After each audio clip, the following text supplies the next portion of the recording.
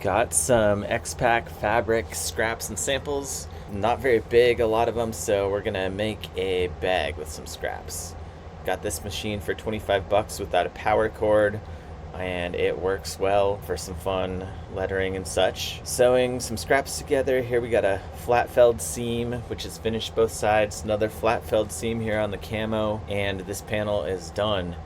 We've got 10 little scraps that comprise this panel. It's accidentally Colorado Rockies colors. They're really awful, so somehow this bag is worth less now, but that's okay. It's for personal use. It turned out pretty well. Should be good, hopefully, when it's all finished up. Next up, we're going to add some webbing to this little section of bag. This will allow us to have some things attached and whatnot. Got to make sure the straps are the same length and that they're folded properly with no 180 degree or more twists, which is a common mistake I make. So up this first little bit and rest easy knowing that at least that is going well. When we're sewing up the webbing ladder, I use a little screwdriver here to give some space in the webbing so it's easier to slip things through. Next up, making a side panel with a little inner pocket that's going to be that blue section.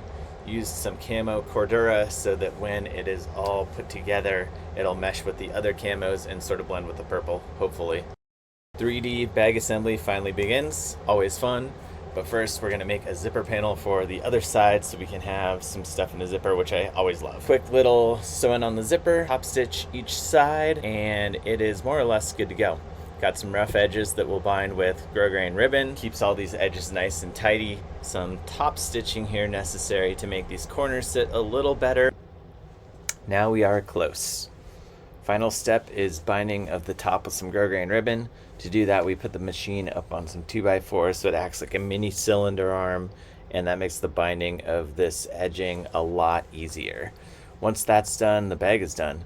Camo on half, accidental Rockies colors on the other. Whole bunch of scraps were used in the making of this bag.